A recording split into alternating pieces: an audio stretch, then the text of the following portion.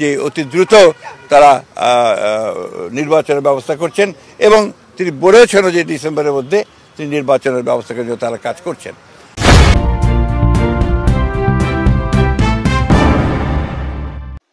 প্রিয় দর্শক, আসসালামু আলাইকুম।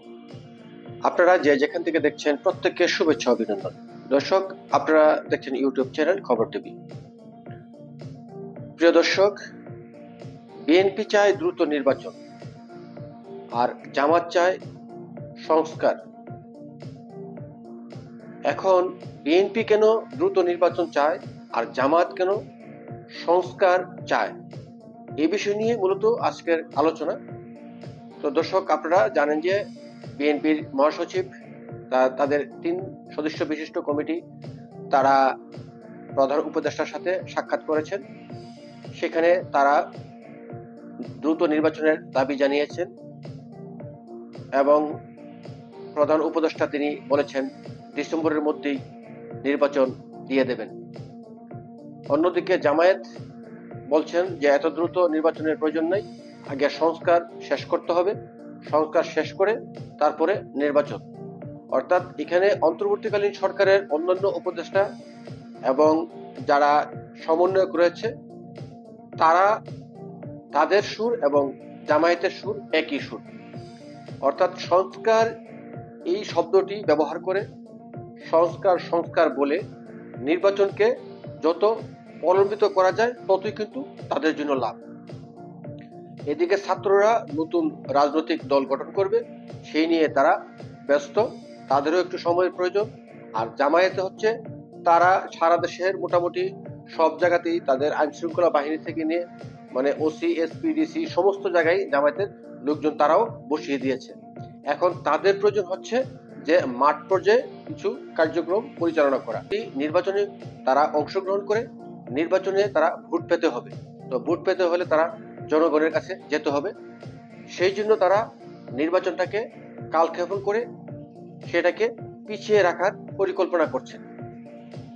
আর বিএনপি চাচ্ছে যত দ্রুত নির্বাচন দেবে তত দ্রুতই তাদের জন্য লাভ। কারণ হচ্ছে এই নির্বাচনে সম্ভবত আওয়ামী লীগ অংশগ্রহণ করতে পারছে না। তো যদি আওয়ামী লীগ অংশগ্রহণ করতে না পারে সেই ক্ষেত্রে বিএনপি মানে অধিকাংশ সিট পাবে, অধিকাংশ ভোট পাবে। কারণ জামায়াত শিবিরকে বাংলাদেশের মানুষ সাধারণত একচাটিয়া ভোট দেবে না। কারণ হচ্ছে যে স্বাধীনতা বিরোধী যে শক্তি তারা হয় বিএনপিকে ভোট দেবে অথবা তারা ভোট থেকে বিরত থাকবে। তো ফলে জামায়াত শিবির চাচ্ছে মোটামুটি একটু যদি সময়টা বেশি পায় তাহলে তারা সেটি মেকানিজম করে যাতে তাদের ভোটের পাল্লাটা ভারী করতে পারে সেদিকেই তারা হাঁটছে।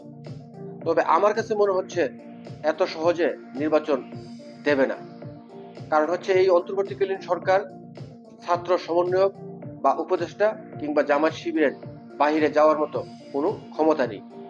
আর এদের পেছনে তো সেনাবাহিনী রয়েছে, সেটা স্পষ্টই বোঝা যাচ্ছে। কারণ 5ই আগস্টের পর প্রথমে কিন্তু সেনাবাহিনীর প্রধান জামায়াতের আমিরকে ডেকেছিলেন। ফলে তখন সেখান থেকে কিন্তু বোঝা গিয়েছে যে আসলে মানে তারা কি চায়।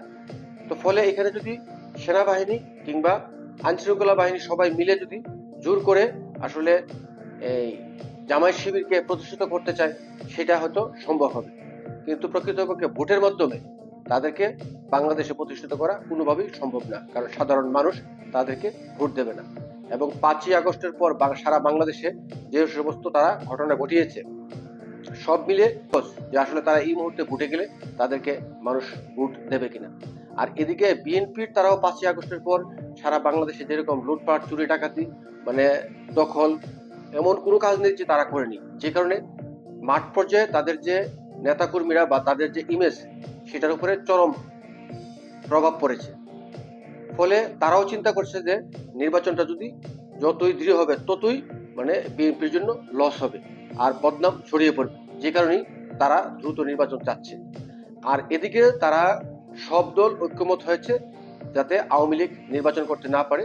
আওয়ামী লীগকে নিষিদ্ধ করার জন্য তারা মোটামুটি একটা প্রক্রিয়া নেমেছে।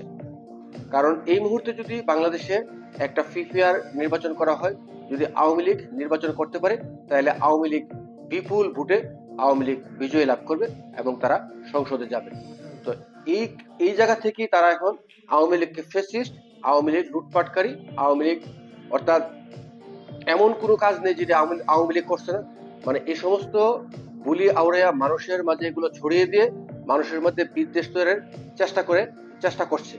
কিন্তু শেষ পর্যন্ত এই চেষ্টায় আসলে কোনো কাজ হবে না, কারণ বাংলাদেশের আওয়ামী লীগের 30 থেকে 40% জনসমর্থন রয়েছে।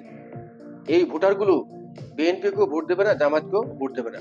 ফলে ভোটের পার্সেন্টেজটা ভোট যখন হবে তখনই বোঝা যাবে যে তারা কত পার্সেন্ট। ডেভিল হার্ট নামে যেই মিশন এখন শুরু করেছে, সেই মিশনে আপনারা দেখেছেন ইতিমধ্যে 3 থেকে 4 হাজার লোক গ্রেফতার করা হয়েছে। তার মধ্যে 90% মানুষই হচ্ছে আওয়ামী লীগের। এখানে বৈষম্যবিরোধী ছাত্ররা যারা অপকর্ম করেছে অথবা 5ই আগস্টের পর যত হত্যা, লুটপাট, আকাম কুকাম করেছে তাদেরকে কাউকে কিন্তু গ্রেফতার করেনি।